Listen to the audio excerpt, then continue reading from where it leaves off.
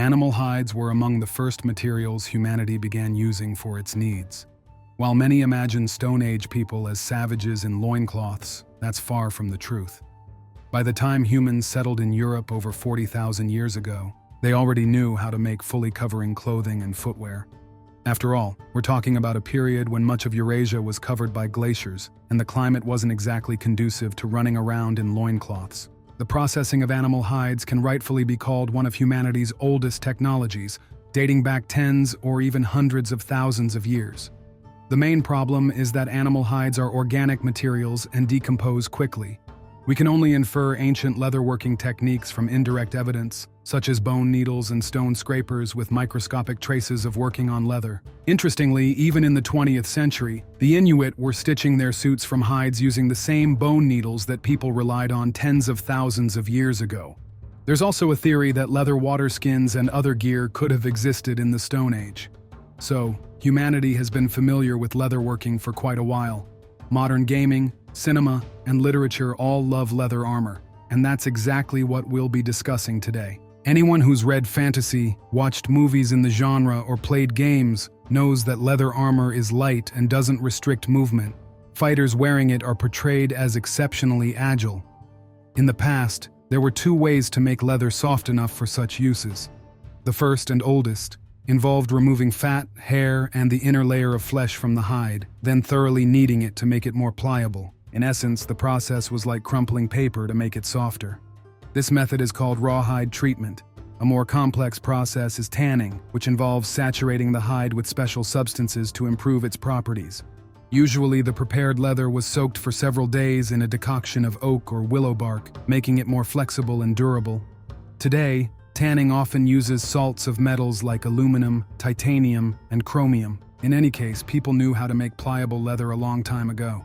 And if you crafted armor from it, it would indeed be light and relatively comfortable. However, there's one small problem. Such armor would barely protect you from even a medium-sized knife. A dagger like a naval officer's dirk would easily pierce right through it. As you might guess, against swords, spears, axes, or, heaven forbid, maces, soft, single-layer leather no thicker than 4 millimeters would be practically useless. That said, as a material for clothing with some added protective qualities, leather remains relevant even in the 21st century. After all, even during the Stone Age, a dart with a flint tip or an arrow was more than enough to take down a bison, buffalo, or even larger prey. It would be naive to think that dried or even plant-treated leather from such animals would become significantly stronger. I'm no tanner, but during one expedition, I cut thin strips from a treated reindeer hide. It was easy to slice with a small flint blade and just as easy to pierce with a stone awl.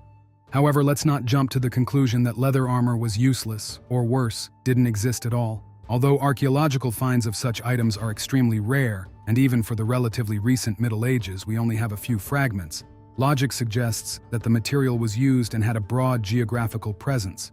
Starting from the earliest civilizations at least, we see the practice of attaching copper or bronze plates to leather or fabric bases. Segmented, scale-like armor, referred to as lamellar armor in Latin, is an incredibly broad category.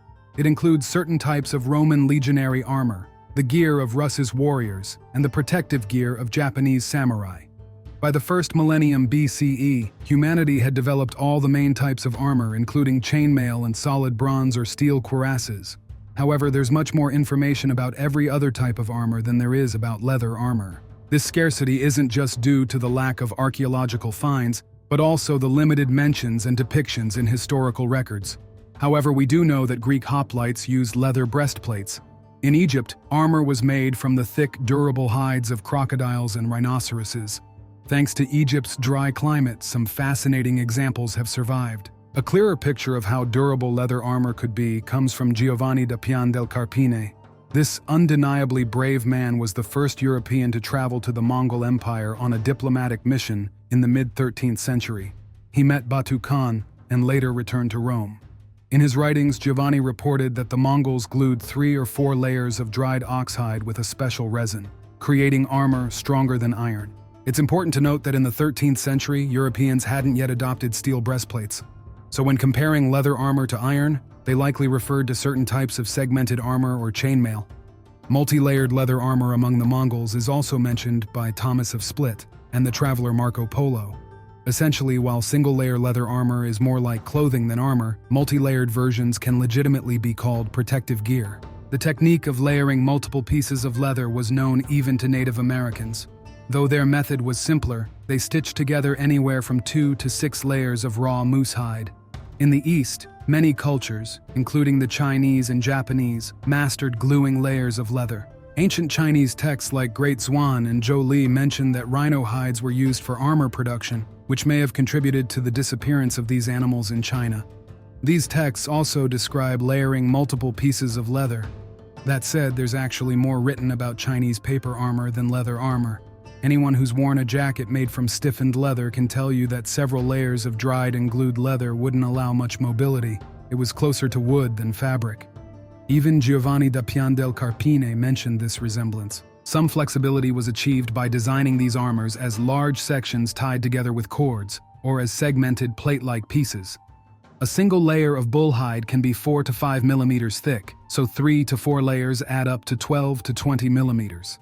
Leather has a density of about 1.5 grams per cubic centimeter, which is roughly 5 times less dense than steel. However, steel armor only needs a thickness of about 1.5 to 2 millimeters for solid protection.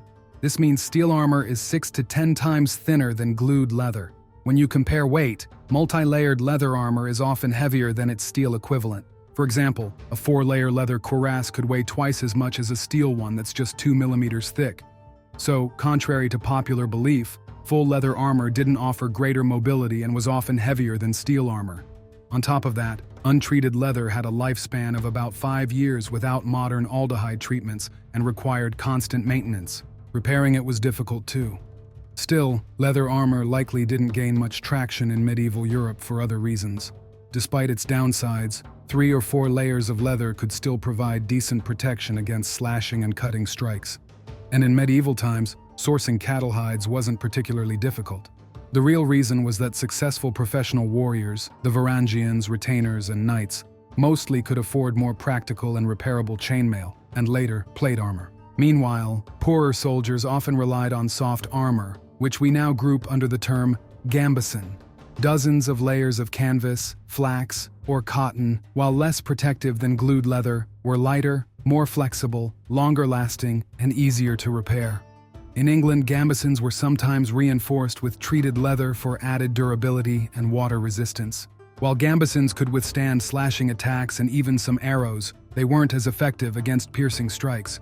However, with such soft armor, a fighter who earned some money or trophies could always add chainmail or another type of metal armor on top, gaining solid protection against all types of damage. Although gambesons weren't long-lasting either, they're far better documented than leather armor. Even 16th century conquistadors sometimes relied on quilted gambesons as standalone armor.